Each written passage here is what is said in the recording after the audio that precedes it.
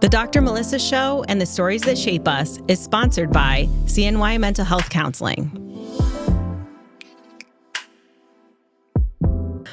Welcome to the Dr. Melissa Show. This podcast is brought to you by CNY Mental Health Counseling. This podcast is about the stories that shape us. I'm here to hold space for real conversations, the kind that make us think, that dive beneath the surface, and that force us to find the truth about who we are, how we got here, and what truly matters. And before we dive in, a quick note. This podcast is for informational and entertainment purposes only and not a substitute for professional mental health services. So let's get into today's episode. Dianne Vitkus is a 32-year-old originally from Skaneateles, New York. In July 2020, her life changed dramatically when she sustained a C6 spinal cord injury in a life-threatening fall, leaving her permanently paralyzed from the chest down. Since then, she's been determined not to just adapt to this new reality, but to reclaim a life full of sport, travel, adventure, and purpose. A lifelong athlete, Dianne grew up playing 3 sports and went on to play Division I lacrosse at Brown University. During her junior year, she studied abroad in Greece and explored Europe. After college, she earned her master's degree as a physician assistant from Lemoyne College in Syracuse, New York, and began what she considered her dream job, working as a surgical PA in a downtown Syracuse hospital. Her spinal cord injury has not held her back from living life fully. Dianne has embraced a wide range of adaptive sports, including rock climbing, hand cycling, hiking, sailing, rowing, surfing, kayaking, and skiing. She's traveled extensively from California to Colorado to Florida, Texas, and across New England, now calling Boston, Massachusetts, her home. Through her Instagram, @Vitty'sVoyage, Dianne shares these experiences to show that using a wheelchair does not limit one's ability to be active, adventurous, or have purpose in life.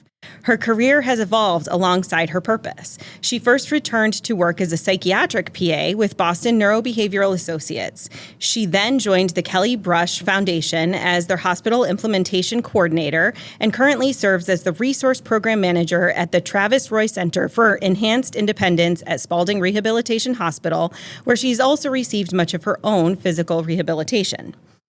This growth and purpose was driven by her commitment to supporting others with spinal cord injuries. Dianne is an active peer mentor with SCI Boston and Empower SCI. She also serves as an ambassador for Wings for Life, The Impossible Dream, and Help Hope Live. Thank you so much, Dianne, for being here. Thanks for having me. Oh my gosh, I'm so excited to have you on. And really, truly, this is incredibly special for me because when I thought about doing a podcast and, the millions of people out there and everybody's trying to put their podcast out, I'm thinking about, the reality of being a therapist and being behind closed doors with people who are so incredible and so inspiring for 20 years. And I'm like, what would happen if people were able to just hear the stories of some of the clients' lives that I've had the honor to witness, their transformation, their growth, healing through pain, healing through trauma. And you are one of those people. So what's interesting is that, and Dianne has given me permission to share this, but Dianne and I initially knew each other because she was a client of mine. And so I think we first met, it was probably like 7 years ago at this point. Yeah. 8 years ago, maybe 2018, 2019, maybe 2019. Right. That's right. And she came to me for, counseling, transition in her life. She was working as a PA at a hospital. Everything was going for her, but still felt this sense of anxiety and trying to figure out what was going on for her now. Had gone through so much already, graduated from Brown, D1 athlete, working this dream job, and yet there were still some struggles that she had. And of course, through our work together, she sustained this injury, which was completely traumatic and life-changing. And we did continue to work together for a while after that until Dianne moved to Boston. But our story, I think, together as a therapist has profoundly changed me. And I'm so grateful to still have you in my life and to have had the experience of being alongside you at any point in your process, but I just absolutely adore you. So I am thrilled to have you on and get to share some of your story with the rest of the world. So thank you. Thank you. And likewise, it's such an honor to know you and call you a friend. And you've impacted me not only psychologically, but just in so many ways. So I really appreciate you. That is so sweet. Well, we have this like mutual love. Like, we recently saw each other in Boston. We went to TraumaCon together, which is a trauma conference in Boston. And it was so much fun. And we had some good time to hang out. But so let's rewind time a little bit. And can you share more about like what led you into counseling to begin with? You know, what was going on for you at that time, and just start to tell a little bit more about your story. Yeah. So, again, was working my first job as a PA and really loved it. I like, thinking back, it was my dream job. But I was still having a lot of anxiety and some panic attacks here and there. And just like the transition of life, I think. But I wanted to kind of control that a little bit more. And I mean, I've always really felt therapy is so important and your mental health is so important. Seeking counseling from a licensed professional, I think, is so valuable. So I've never been, ashamed or scared to seek that support. Even since post my injury, it's been so important for me. And I've had therapists since my injury that have been really helpful. Yeah, it's so funny to me that there are still so many people who do stigmatize therapy. When I mean, I've been doing this, like I said, for 20 years. I don't see people who need really heavy, intensive mental health treatment. Not that there is a place for that. That's just not what I do. I see people who are working in the community, who have relationship struggles, anxiety, depression, phase of life, pressure that they're managing. And yet it's still, I think sometimes people have that misconception that you have to have the bottom drop out before seeking counseling. And to your point, it's like, no, you just knew that something was off. Mm-hmm. And I mean, yeah, what really bothered me was these panic attacks that I was having. Those were relatively new at that time. And so I really wanted to get control of those. And then just, relationship stuff, phase of life stuff, new job, all of that plays into it. And therapy it can be hard. So it's I understand kind of the fear to initiate therapy because it's really hard work and you're digging deep and you're talking about your life.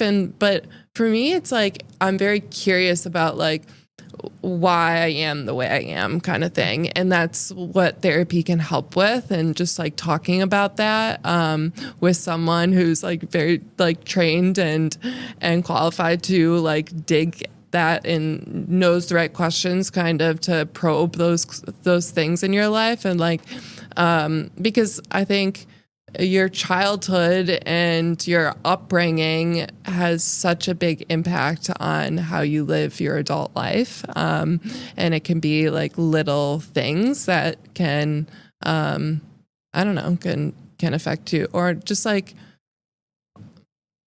just make you realize the way you are. I don't know. Totally. And it's not about keeping you comfortable. And I think to your point, it's people don't come to counseling to play, everything is great, right? We are making things uncomfortable. We're dealing with things that maybe people didn't want to begin with. But it's digging below the surface to figure out what is it that makes you who you are? What are some of those things that you didn't want to look at before that or sort of thorns in your side that keep coming up or creating patterns. And it's ultimately to try to get to the point where you're integrating all of those things and they're not holding you back at all, right? It's just such a normalized process in every other aspect of your life except for mental health. If you need to go to a physical therapist, people go to a physical therapist, but mental health still is people think that it's a weakness, and hopefully that's changing. I think it is changing. But, I think so too. I think so too. And you learn about yourself, you really do. And that's the fun part, you know, just learn about, the way you are. And it's fun to kind of figure that all out. Right. And I mean, so we had been working together for almost a year, right? When you sustained your fall and your injury, which we had that foundation of the relationship when that happened. So what did that mean to you? I mean, to have you as someone, like part of my support system was huge. And I remember even like doing FaceTime calls or just like while I was in the hospital, while I was in the ICU. And I was having some like panic attacks in the ICU. So those came back. And so just it was everything. My overall support system was really, really strong. And I feel so lucky and grateful for that. Because my friends stepped up, my family stepped up, my community stepped up. And it was very, it's not something that, like I didn't really need to tell anyone. It was just like people you find out immediately, right. And then everyone's reaching out to you. So it was very easy for me to like kind of I would say it sometimes it's hard to like accept the help, but it was just I needed it so much, and so it was easy to just kind of lean on those people that were already so strong in my life. Yeah. And you had yes. Well, thank you. And I think, we had such a great therapeutic relationship at that point. You had such great friends. Your family is super tight. And so you had already put all these pieces together in your life. That's how you genuinely live your life, still live your life that way. So July 2020, talk about that, the fall and what happened. Yeah. So I was working that weekend. So it was a Sunday. I worked, I think, like Thursday, Friday, Saturday, Sunday, or maybe it was just Friday, Saturday, Sunday, 12-hour shifts. And I was off on Monday, so I was really excited about that. But I ended up staying late on Sunday night, and there was this emergent surgery that came in. And I'm looking back, I think it's just kind of weird how it all happened. And because I specifically remember, like, while I was in the operating room assisting the surgeon in surgery, like, this is what I'm meant to do. Like, this is like, look at my life, look where I got here. Like, I'm finally made it, and I'm doing the thing that like I was called to do. And it's like a moment of clarity where you're like, really look at was. me. Yeah. It was. And it was like a proud moment, and just like, look at like what I'm able to help with. And and then I went home. It was July, warm summer day. So sat on the couch. My roommate was out of town. Saw the sunset out the window, and just wanted to go up and get a better view. So I went up to the rooftop, watched the sunset up there.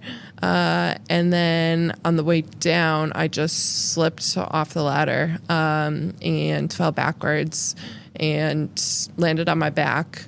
And immediately my shoulder kind of hurt. So laid there for a second, and then realized when I went to get up that I couldn't move, and I knew I was immediately paralyzed. And it was just kind of like a oh crap moment. And then no one was around because I was by myself. So waited for about 30 seconds or 30 minutes, called up for help. I was in the stairwell, so... But you're conscious for this, right? And totally I know conscious. You've said before. Yeah, I didn't hit my head, thankfully. A lot of people who have those types of falls like have some sort of traumatic brain injury, but thankfully I didn't. And I don't know, the way I landed, it just snapped my neck. And so... Yeah, but I was totally conscious. I tried looking around for my phone to call for help, but I think I ended up landing on top of my phone, so I couldn't call for help. And then eventually someone came up the stairs, and she ended up being a nurse at the hospital I was working at. And that's like a half an hour later. Yeah. And then I was like, I'm paralyzed. And you could tell that. Yeah. How? Well, Obviously you couldn't move. Right. I lifted my hands and my hands were immediately paralyzed. So like, I broke the C6 vertebrae. So that typically my sensation stops around like just above my chest. And then, it affects my hands. So I don't really have full use of my hands. And that was immediate. And then I could lift my arms, but not all the way then. And then I knew my legs I couldn't move my legs. I kind of looked at them and I thought they were like up straight in the air, leaning against the wall, and they were like crumpled next to me. I was just like, I'm paralyzed. I need you to call 911. And she immediately kind of told me if I could feel me touching or her touching my legs. I couldn't. Do you remember like in that moment, do you remember being afraid? Do you remember panicking then? Honestly, I was very, very calm then. I knew like at that moment, I was thinking, I don't know when I'm not going back to my apartment. I won't be in that tonight. I know that. I don't know when I'll be back. I didn't think it was going to be ever because I thought eventually I would be back there, but I never went back to that apartment. But yeah, it was an unknown, but I was fairly calm and just kind of immediately accepted and rationalized like, okay, this is what it is. This is what needs to be done. I need to go to the hospital right now. I need to get surgery. And then beyond that, I didn't think too much further beyond that because it was still very unknown, but I wasn't. But it's like emotionally shut off, right? And do you think that's shock? Or do you think it's almost like you trip into this, like you are trained as a surgical PA to stay calm under pressure? You know, do you think it's more that part of you, or do you think it's like shock? Maybe a combination of both? Maybe a combination of both. It's hard to, differentiate that and really tell, but I think I was just, and I think that's part of my just who I am too. Like, this is what it is, and on to the next. Like, and that's how I've really managed like my whole recovery. You are a do not wallow. Yeah, like it's like, okay, now what? Like, okay, this is what it is. Now what? So I think that's part of just who I am naturally. And yeah, my training and my life experience up until that point. I think, of course, like sports, I think plays a huge role in that too. It's just like next play, like shake it off. You shake it off. Like, okay, you missed that shot. Next play. Do you watch Ted Lasso? Did you watch that? It was like Be the Goldfish. Yeah. Yeah. Because it is, if you are staying stuck in that emotional state for too long, and that doesn't mean like disregard it completely, but if you are staying stuck in that perpetuates depression, anxiety. It doesn't actually help you. You have to force yourself to move on. But even in that moment, I mean, we're talking a half an hour period of time where something catastrophic has just happened to you.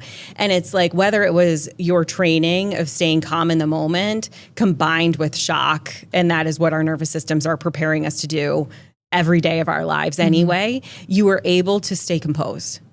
Despite having a history of panic attacks, it's like not then, which is interesting, right? Like, I don't know. And I mean, still even to this day, even through my therapy, like I don't have panic attacks anymore, thankfully. But I could in the past, like, could I identify the triggers? So it's interesting that I didn't have one then, because sometimes something like that was a trigger, but I don't know. Well, and I know too, knowing the story of what comes next, and that's where the the impact and the toll on your life and all of the implications that hit you. Mm-hmm. So talk a little bit more about that. Like what came next?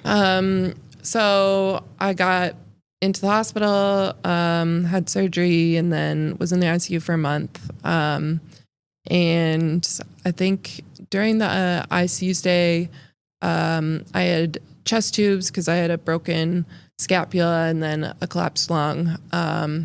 and that really affected my breathing. So I needed a tracheotomy. That was my 28th birthday present, was getting a tracheotomy. And I was just very angry at that time, like all through the hospital, the ICU stay, I was very just angry. And just like felt a lot of guilt. I made this mistake on how did I fall? I try to relive it in my head so many times. But how did I fall? I don't know, but it's my fault. And now it's affecting so many people, like my family's, like, I couldn't, my sister in the ICU asked me to be her maid of honor, or like I couldn't stand next to her in the wedding in a year, like that was my goal, and I never got there. But it was all those things, like I just felt so terrible. So I kept on just apologizing to my family, and eventually each member of my family was like, okay, you're not allowed to say sorry anymore. But even though I don't say it anymore too much, I still am like, there's a part of me that has accepted it. But I think there's always some guilt that will be associated with this. And I think that's just part of it, and part of my journey, and it ebbs and flows so much. Like I was very angry in the hospital, and then or in the ICU, and then I got to like a point of just acceptance, and you go through all of those like grief stages. But for me, it's not linear, and I feel like I often have seasons of each of those stages and seasons of grief. Like some seasons I am totally just motivated and empowered and like feeling like a complete badass, like look at what I can do, and mentoring people. And there are other phases where I'm like really low and really just like stuck and overwhelmed with grief, shame, depression, missing my old life, missing what could have been, missing, all the things that like are associated with someone that doesn't have a disability. So I think, that there's, for me, it's very much seasons of grief since my fall. Do you get a sense that will ever subside? Like that you'll get to, like when people say, the older research was that grief is something you get to this phase of acceptance and then you can kind of stay in acceptance. Whereas now it's more well known with trauma research and, this grief research, trauma research, that it doesn't ever fully go away. You learn to live with it and your life becomes full despite of it and maybe even because of it. And it's changed you, I know. And it's certainly changed how you live your life, not just in the ways that you had to change, but in the ways that it made you have to recalibrate, like what's important to you? Who do you want in your life? What kind of life do you want to live? How do you want to do your day to day? Like you had to really re-examine all of that. And yet this pressure almost to be the hero, right? People want the hero story. They want for you to be good. Right. And not hear about the really dark days or the days when, you're like, what am I doing? What is the purpose now? The really low times. So how do you navigate that? I think, well, two things. Like for some people, everyone's so different and everyone's experience is so different. Everyone's spinal cord injury is so different, and how they navigate just like the grieving process. Some people like can get to that acceptance phase and never look back, and they never go back into the grief. And do they? Do you know people? I'm like, I don't know, unless I kind of think that when people do that, they might be faking it. Yeah. I don't know. Or just like not, yeah. How do you judge know? somebody's grief? No, of course not. But I just wonder, if that's real. Yeah. But, or maybe some are, I feel like some phases are like longer than others, maybe, or then that's it. Like they revisit the grief stage, but it's only like part of the day, and then they wake up the next day and they're back to it.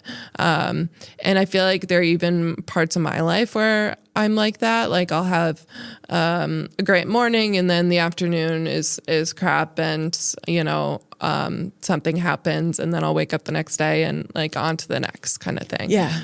Back to on to the next. But then there's others that it lasts for months. And I do like circle back into that. And yeah, so. Well, it's so complicated. And I've got to imagine that like as much as you can stay steady with who you are, how you want to live your life, you've got real clarity about that. I think you always have. And at the same time, like having a great support system is so important, and yet it impacts you for better or worse. And I know even one of the things that we've talked about, it's like in a therapist role, it was so different. Because I wasn't your friend at that time. I wasn't one of your sisters. I wasn't your parent. I wasn't sure how to be. And I know what you remembered, like you had just come out of a coma, right? Weren't you in a medically induced coma for a little bit? Recently, like right in I was, but like right in the beginning, you weren't?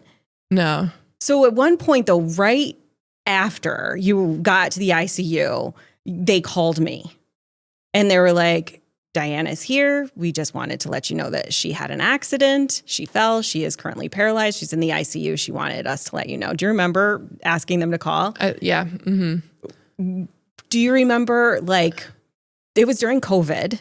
Right. It was awful. And then, so I could only have like 5 visitors. Yes. At all. Ever. Right, ever. And I think it originally was 4, and then the 5th person came, and like I got scolded by like one of the nurse managers on the floor. I'm like, I can't help it. Like, I need this. Yes. Like, this is more important than the risk of COVID right now. Right. Like, I need this support. Otherwise, I'm going to my mental state is going to be much worse than the risk of COVID. That's how I felt. It was awful. And I remember being like, my heart breaking, going into panic mode and probably shock mode myself, like this disbelief and almost like what do I do? How can I help?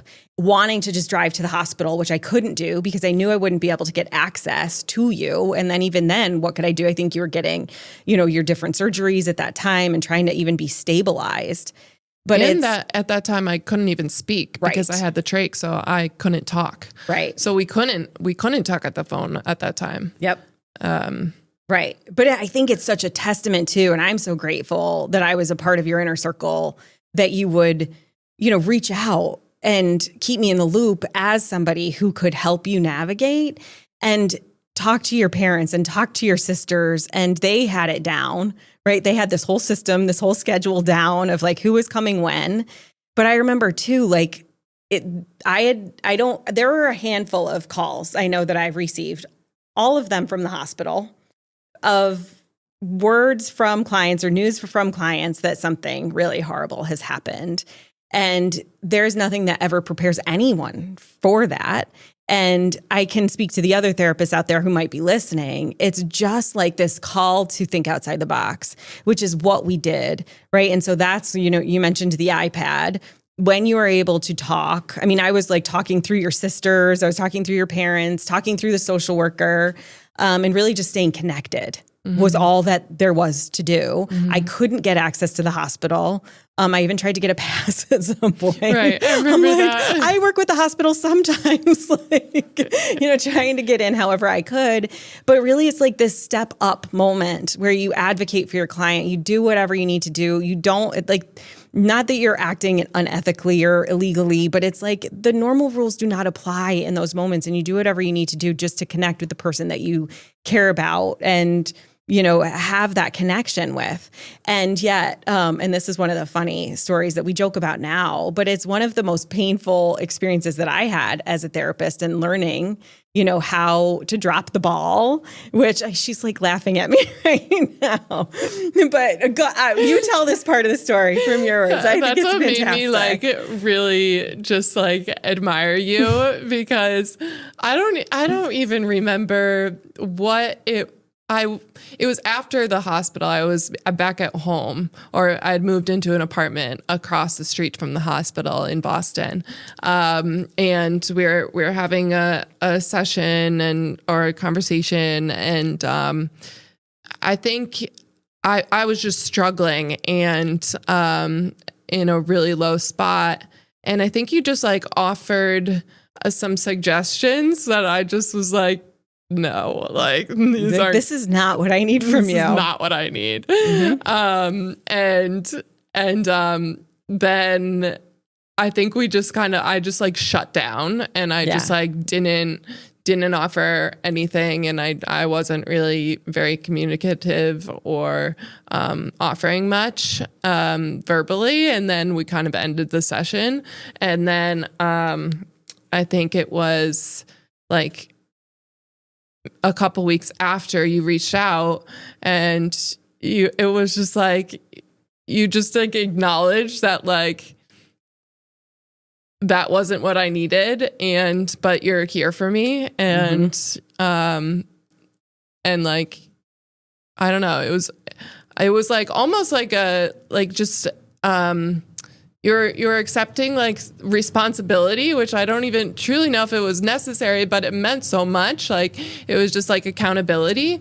And then we picked right back up. And I felt like that was something that for me, it was really, again, I really admired that about you and appreciated how vulnerable you were and how you were able to take that accountability and realize that. Well, it's so funny to hear from your perspective with it too. And we've talked about it before, but it's so once you went, just to kind of back up and put it into context. So you were in Syracuse at the hospital for a month, right? Mm-hmm. And then were transferred to Spalding in Boston. And at that time it was COVID. So I was able to get temporary licensure in Massachusetts to be able to continue to work together. Mm-hmm. And so we're doing these virtual sessions because I never got access to the hospital. And so it was kind of the way that things just shifted at that point. We do these iPad sessions.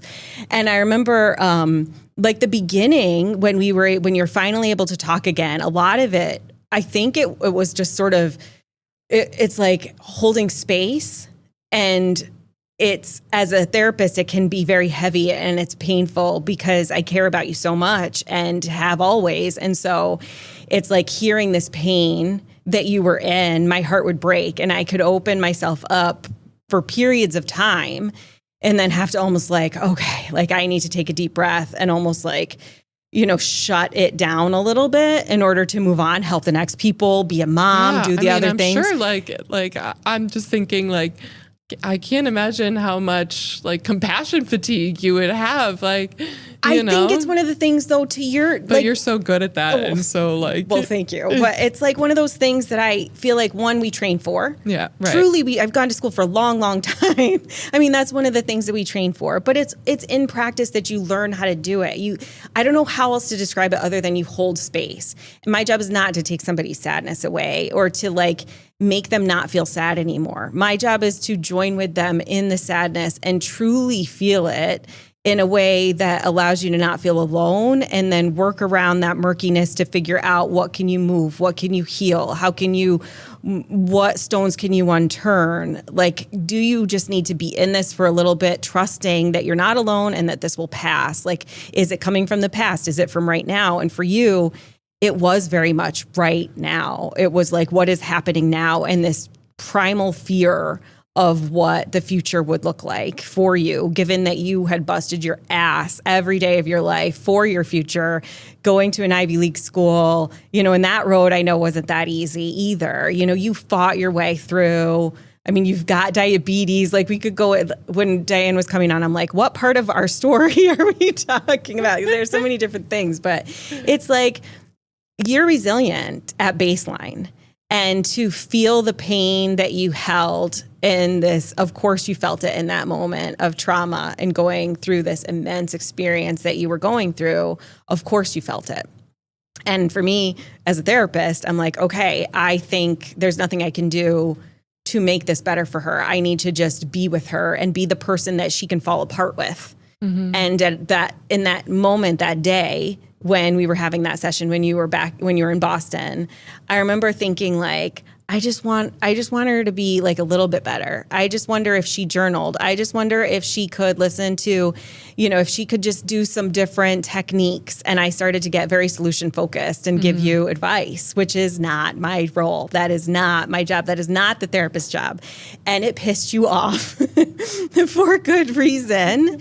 And I remember even being mad. Back, like, good advice. Like, those are great things to do. But you knew it. Yeah. You already knew that stuff, right? Yeah. And people don't do therapy to be told the stuff that they could Google or that they could find. ChatGPT will tell you. I mean, not that it was back then, but it would tell you, like, try journaling, try looking, up at. Read this book. Yes, there are other people that you could be inspired by their stories. Like, it's just not that. It's about you having this authentic experience deep down in that emotional place. And for me to not be able to be there with you in that moment, I didn't know at that time. And I remember when we ended the session, almost being frustrated with you, where it's like, what does she want me to do? Like, what can I do to actually help her? Right. And it's this defensive part of like, I'm not doing a good job for her. So, and it's a relationship, just like any other, although it has this very unique process. And so, we kind of left it for a little bit of time. And I think it just popped up in my head. I'm like,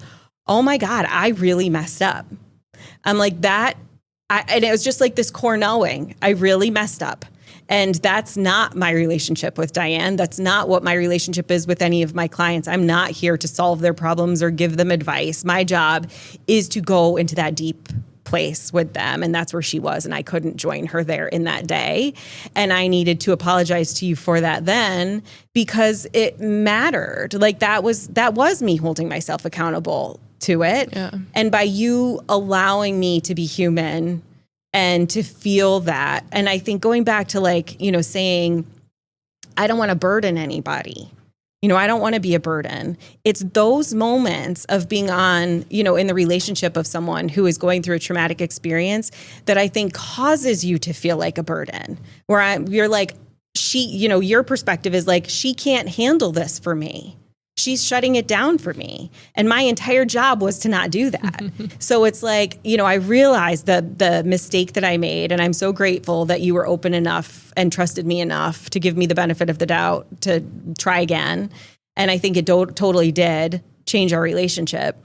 And it's like, it's one of those things where I think you don't have to be a therapist to know this, but for anybody who loves somebody who is going through trauma, there's nothing you can do to take it away. And even though you may feel burdened by what is happening, they are not the burden. And so therefore you can't do anything about it. Your job is to go alongside with them, ask them more of what they need, be with them, support them, go alongside them, but not change it for them. Mm-hmm.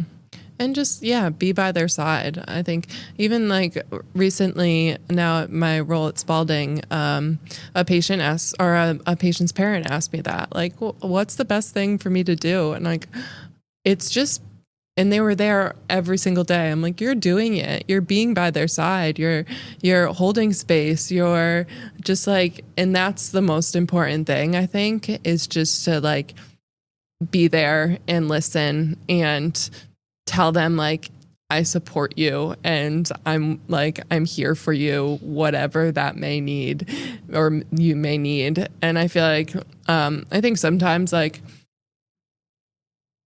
then the person's like, I don't know what I even need. Like, I don't even know, but this just is Nobody terrible. knows what they need in those moments. No one knows. And that's just like, You need to not feel alone. Mm-hmm. Exactly. What else would you say? Like looking back on it now. So now you're 5 years out, right? Yeah. Can you believe that? I know. I'm coming up on 5 years in a couple weeks, which is crazy to me.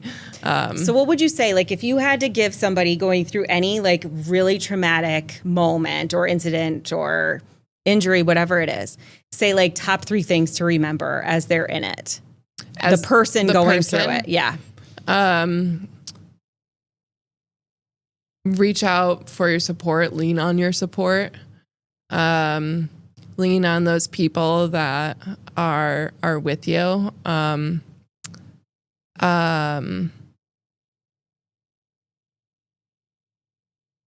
guess just know,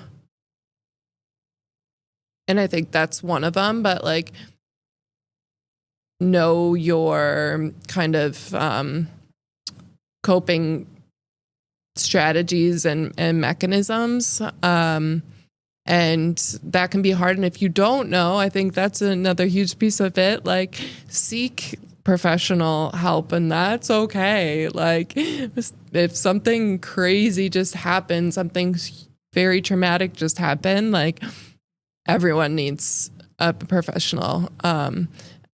We get professional help medically, so why not for our brain as well? Our brain's the most important, that's what makes us us.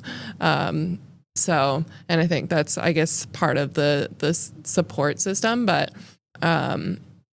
they're almost like two different things. And for me, it's like, I've always been someone that uses one of my big coping mechanisms is like being active, and even before my injury, like sports or running after college. So I think somehow to be active, somehow to release that physical tension in your body. I think that helps you so much.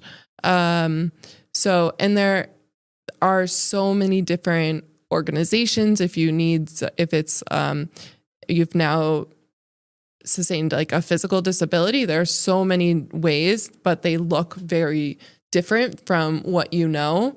And that's a learning process as well. But I would encourage anyone to figure those and dive deep into how to learn those new processes and new techniques to move your body.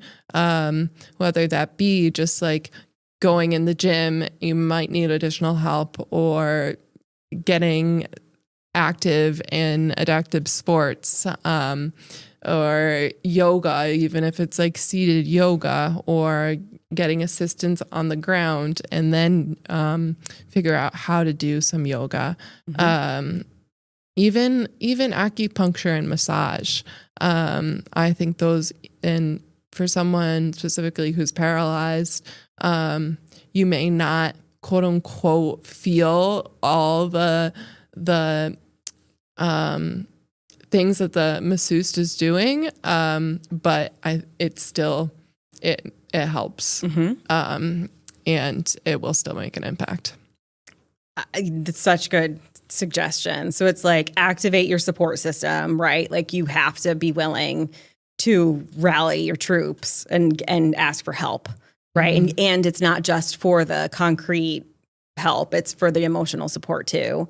Right. And I totally agree with the number 2 in terms of getting therapeutic support. There's nothing like going through trauma and believing or convincing yourself that either you can't talk about it because it'll make it worse, or that it's just sort of like a don't do it now and you suppress it. That's when all hell breaks loose in your life. And so, I mean, to me, that's a go-to, right? Obviously, I can own my own bias there, but I mean, I've seen it when people don't deal with their stuff, and I've seen it when people do.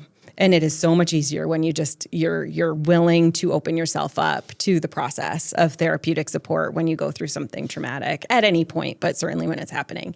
But then the third thing, it's like I love the idea of it, like you said, get active, but the other, which is true, like the physical component of trauma, it's actually, trauma isn't what happens to you. It's not the thing that happened. It's the impact that it has on your body. And so it is recognizing that any kind of physical movement, music, dancing, exercise, meditation, yoga, sleep, rest, acupuncture, massage, like all of those physical things are incredibly healing. And so even if you're not emotionally ready to deal with some of it, start with the physical, start to build up some of the resilience. But then the other thing that I also heard you say kind of within there is and you said, you're like, I used to do this before too, in terms of your physical activity. But one of the biggest things that I know we worked on when we were working together was like, don't forget about who you are. Like this does change a lot for you, but it doesn't completely change you. And it's figuring out what parts of you are still, like the core of you still stands. And so now what parts need to change and adapt versus what are still going strong that you actually use and rely on. And that newer version, the evolution, is what carries you through the future. And you have done that so incredibly gracefully, although I know like it's not always easy, right? So what would you say to people who, or to yourself, what do you say to yourself even when you are in those really low seasons?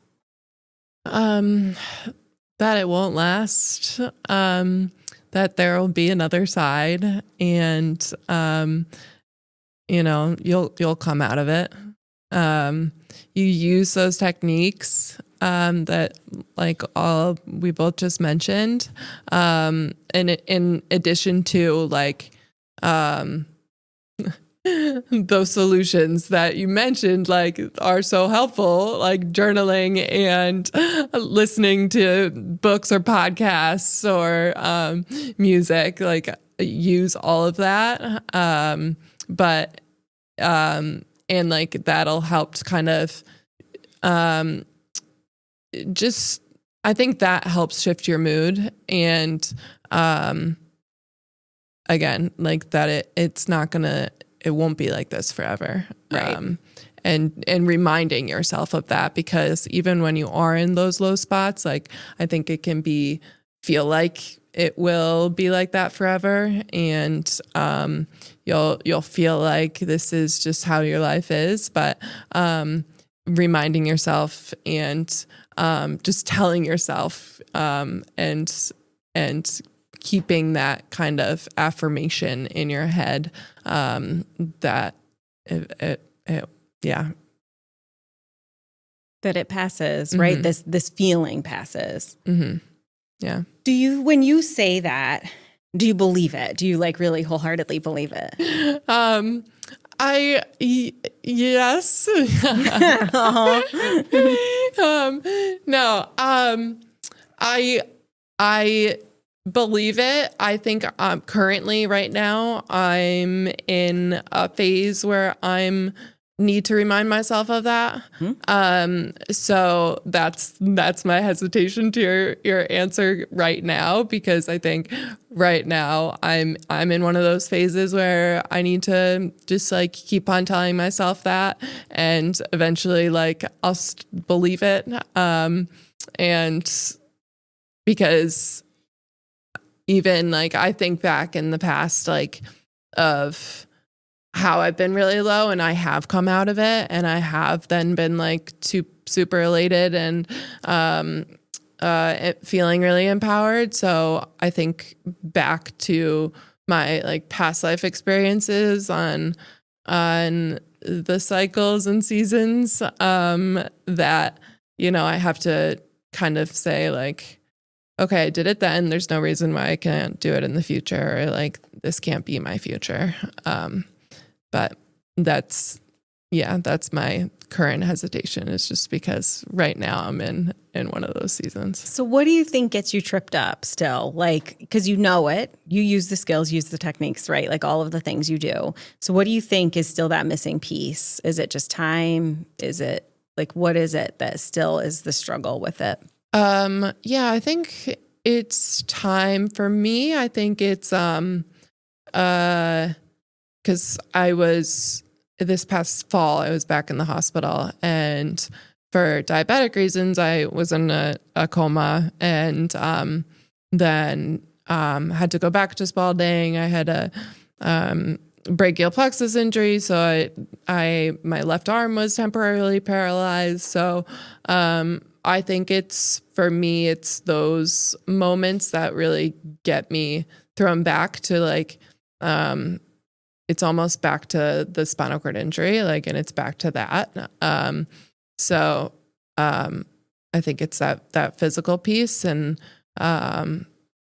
yeah, so that's like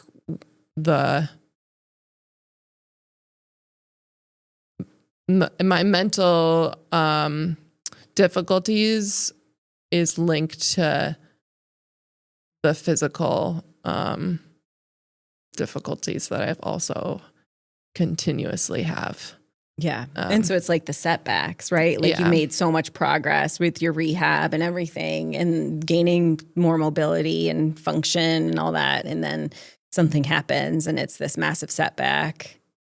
And I've got to imagine like even being back in the hospital and, you know, being in the same rooms or the same sort of smells and things like that. It's like this compound PTSD.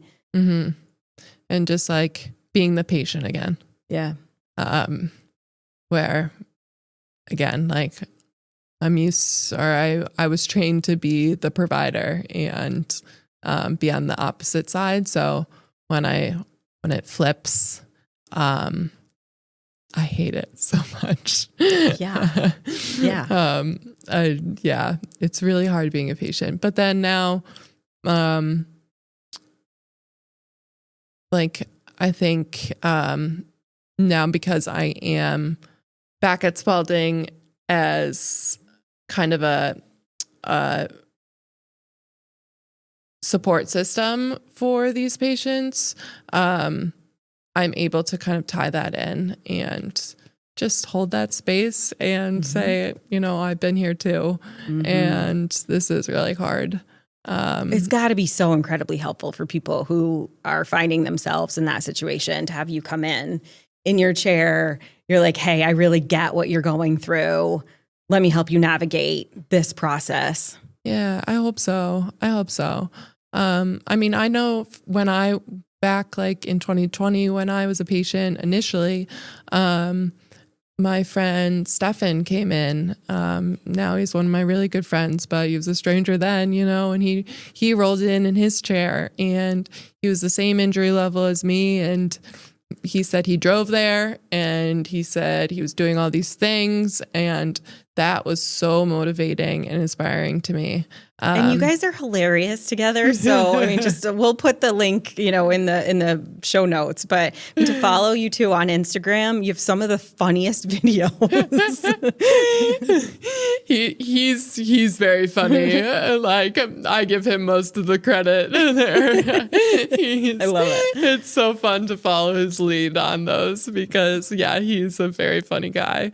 Well, and you've really stepped into, I think, having some incredibly courageous and very cool experiences, like with adaptive sports and all the different programs you're doing. So say a little bit more about that and like what you love about that. And again, that's so fun for me. And that's like the things that really make me feel alive and kind of forget that I do have a disability.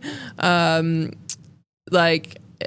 just recently went surfing, and the people that help you do that, there's this organization called Gnome Surf, and they have a full squad of volunteers and employees that so like I showed up and it was warm. It was in the beginning of June and I don't even know, sometime in June.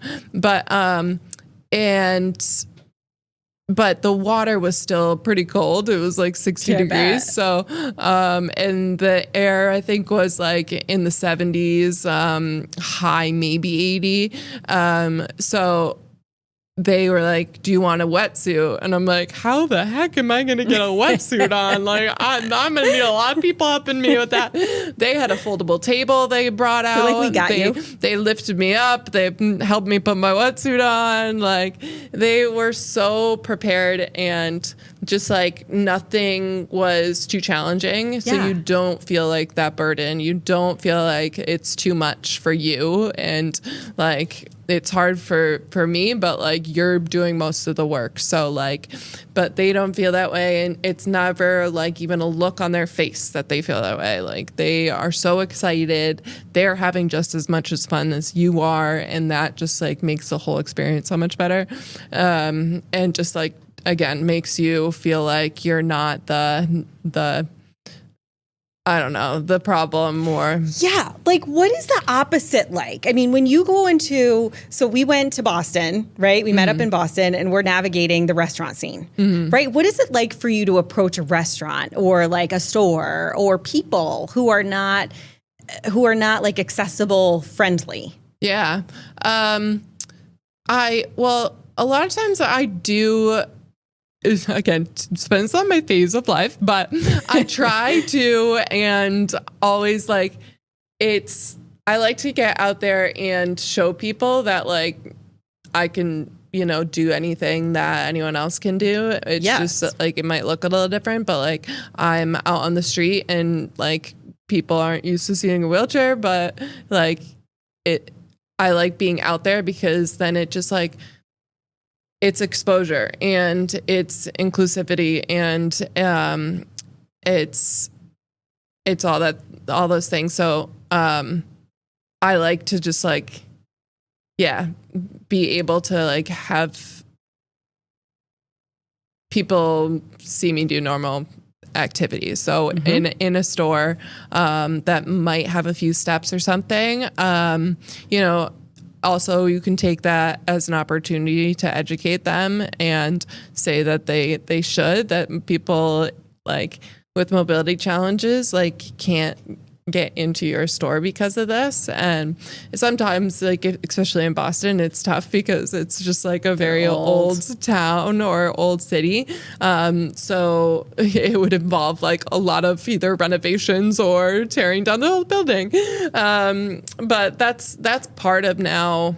The world isn't built for people with disabilities, and it's sad. And it's now I'm realizing that like it's just how the world has been built and how the world kind of is. It's not inclusive for even the older population. Yes. Like most people in their life will have some sort of disability, whether that is young or as they age. And now, like, if every place is accessible, that opens it up that everyone is welcome and people aren't stuck in their homes as they age. Like, people aren't like, can't get out isolated. of their, totally isolated. We're talking about like the epidemic of loneliness in this world right now. Like, that involves like making your place accessible. So, and like, as we age, it's, maybe your friends are dying off or your spouse is dying off, like then that also adds to that isolation and that loneliness. So if things are accessible and everything is, inclusive, then that would solve that problem, or at least definitely help. The other thing that I think it solves is that when people do that, like they make it a point to make their spaces accessible. It also is this acknowledgement of inclusivity where it's like a shift in this perspective of like, I want everybody to feel welcome. I want everybody to feel like this is not a burden. I want everybody to feel like they can come in and be a part of this community. It is so incredibly impactful. Mm-hmm.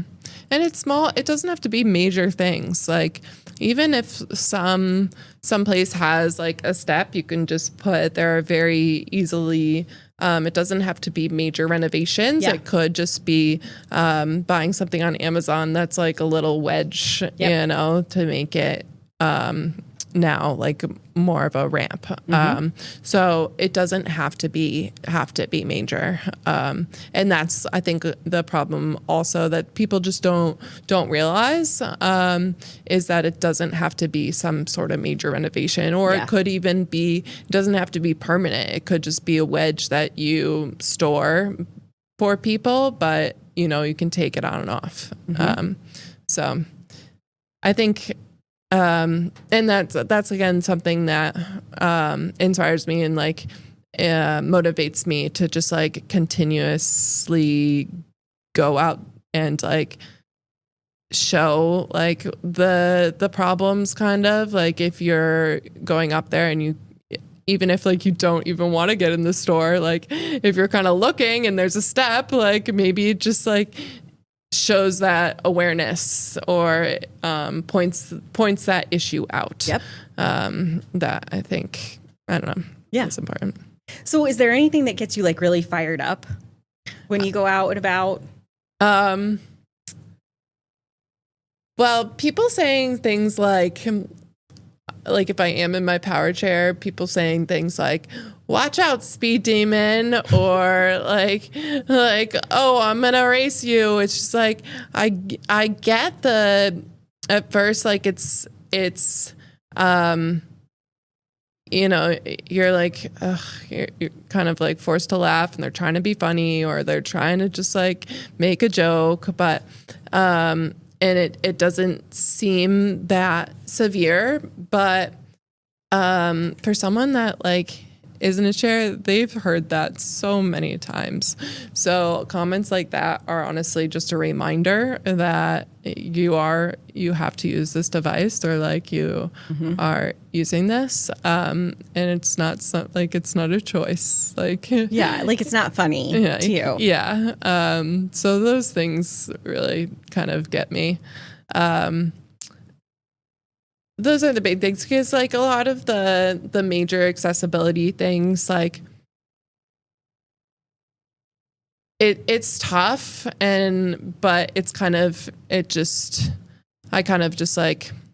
doesn't irk me. It doesn't get really mad at like them. It's just kind of like an acknowledgement like that, unfortunately, like the world isn't built for. There's more work to be done here. Exactly. Like it doesn't really get to me. Like it's like kind of brings me like, oh, okay, it's an eye roll, or like it's okay, I can't get into there, but there's more work to be done, and this place isn't there yet. Right. But you're doing the work. You're making an impact. I think even by you sharing your story in the different ways that you've been sharing it. Like I know you got a documentary coming out. You want to say a little bit more about that? Yeah, that's coming out. So I was just thinking actually as we were talking about this, I love to point out the things that are right, and the things that are accessible, rather than I don't know. It's just, I hate pointing out the issues, or like you don't dwell on the negative. Yeah. So I really enjoy like pointing the awesome, organizations or establishments that are inclusive and are accessible. And one of them is the Impossible Dream. That is a fully accessible catamaran. So they, in the winter months, they're down in Miami, Florida. And then starting in June, they go up the East Coast all the way up to Maine, and they stop at ports along the way to take out people with disabilities who wouldn't otherwise be able to access the water, feel the healing properties of the ocean, and of being on the water. And, I grew up in Skinny House, which is one of the Finger Lakes in upstate New York. So I love being on the water. It just like feels very much like home, and brings me back. So I was never like an ocean girl, but I have started to be, because the Impossible Dream comes to Boston every year. So I've gotten to know them very very well, and I will be in a documentary about the impossible dream. And I think that'll be coming out sometime next year. So definitely keep an eye out for that. I'm really excited for everyone to see it and just see like how much it like impacts people and helps people. And some people are either stuck in the nursing home or just like stuck at home. And then they're able to spend a day like out on the ocean, and the mood shift and the real impacts it has on their whole attitude and demeanor. You can see it immediately, and it's really fun to be a part of and experience that alongside them. I'm so excited to see that when it comes out. You'll have to keep me posted. I will. So, all right. One last question from me. But first, before I ask you, is there anything else that you want to share? No, I think we like covered a lot. We've covered a lot of ground. I know. I feel like we could keep talking for hours too at the same time. All right. So my last question is this. So this show is called, the Dr. Melissa Show, and the stories that shape us, right? And it's really about people's stories that they have integrated in their lives along the way, things that have happened to you, but also things that you've made happen. So if you were to look forward at your life 10 years from now, what do you want part of that story to be between now and 10 years from now that will shape you into who you will be 10 years from now? I want to make an impact in the world. Somehow. I'm still trying to figure out exactly how. I think you're doing it. But that would make me feel, just like, I guess even after my injury, a big thing that, keeps me moving forward is finding that purpose in life. And I think that is part of like my healing journey too, is like coming back to needing a purpose to be here. Like, when people get injured, they call their anniversary of injury their life day.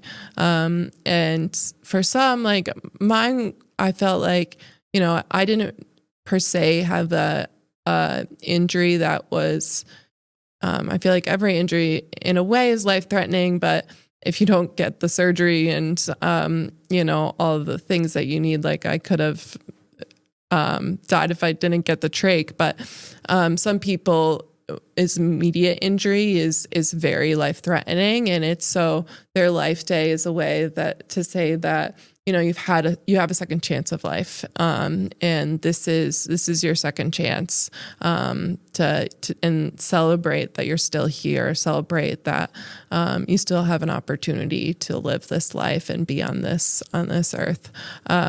So I think I like to sell, like, I think my life day always is, brings a lot of feelings, and, but I like to celebrate it and do something fun on that day, and celebrate that I am still here. And part of that is wanting to, have some sort of impact and purpose, to this world. I love it. I'm so proud of you. Thanks. Thank you for coming. Thank you for having me. And I'm so happy to know you, and I appreciate you. My friend. Love All right, you. we'll talk soon. Love you too.